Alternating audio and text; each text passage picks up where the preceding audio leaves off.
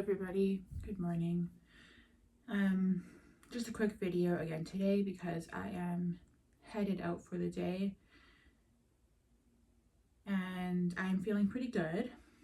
I don't feel like elated or super amazing, but I definitely feel like I can do it because of this thing that I talked about in the last video that I said I was going to talk about tomorrow. Like the breakthrough that I kind of had about my depression. And I really think it might be the answer, but I don't really like to say that something is like the answer because no one thing is an answer.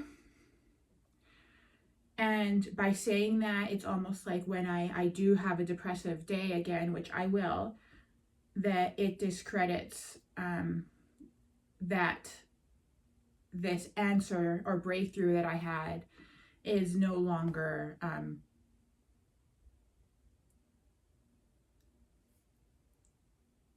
correct. It's not as helpful, right? So I don't want to discredit myself by titling what I went through or what I'm going through as potentially the answer, but it's more like it's a missing puzzle piece. It's like I solved all the other issues. I've done all the healing work. I'm doing the things. Okay, why am I still sad? Why is this emptiness inside of me and this sadness and this just my default state is severely in pain, even though I've resolved all the traumas. And then I had the realization that I did and have been addressing it, and I'm noticing it making a very, very big difference. And it's also answering the questions or confirming the thoughts that I've had for a while now. And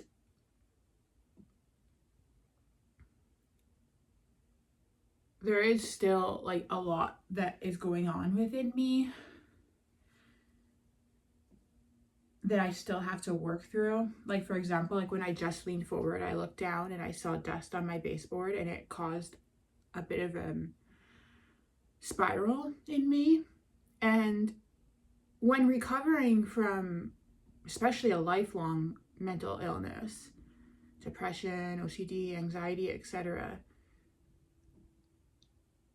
it's gonna take time. And it's not just gonna like, just because it's like I figured out maybe what it is I need to do in order to not feel the way I do, it doesn't mean that I'm immune to those feelings. And that's part of the process, right? So yes, I have this tool now that is going to, I think, really help me. But it doesn't mean I'm still not going to get triggered. It doesn't mean I'm still not going to have bad days. It doesn't make me immune to what I've been dealing with, but it's giving me, a very big tool on my tool belt. That's an expression my dad used to always say growing up. I never really understood it as a child, and I thought it was kind of silly, but he used to always say, like, you have a tool belt, and as you get older and you learn new skills, this is like a life tool belt, and you get to add new tools to your tool belt, and it's different skills you learn, like emotional regulation or CBT or just different like life stuff, and you have to use those tools in your life, And so this is just one more tool, a very big one, like kind of like the missing piece of my tool belt, that final last piece. It kind of might be that. It kind of might be that final last missing piece of my belt, of the tools that I need, because I have a very large amount of tools that I have to be able to assist me. But it's like, why can't I still do this? And I kind of feel like I know the answer now, which if you haven't watched my last video, I tell you that I'm going to talk about this either tomorrow or the next day, because yesterday I was super tired and couldn't do it. And today I have a couple minutes before I have to run out, and I want to talk about it more in depth. And it's probably going to be like a longer video. So I want to be able to express myself and have the time to actually sit down and have the conversation with you guys. But I do feel like I'm very excited about it, and I'm still going to struggle as I do, but this tool also assists me in those moments where I am struggling. And yeah, I'm looking forward to sharing it with you guys. I hope that it resonates with some of you.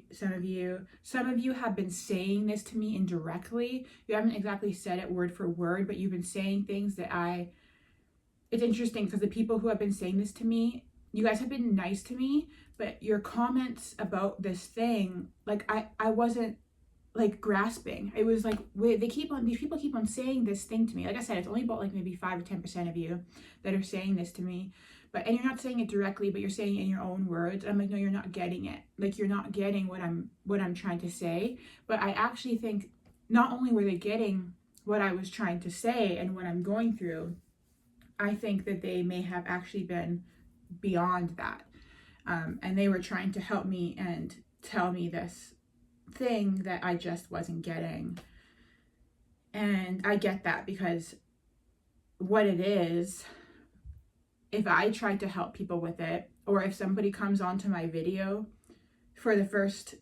if someone comes onto my video for the first time when I'm expressing what this thing is, they're going to say something like, oh, this girl clearly never had real depression, or her depression isn't that severe, like she doesn't get it. Like, if she thinks that this like simple thing can help someone so much with depression, she clearly doesn't get depression.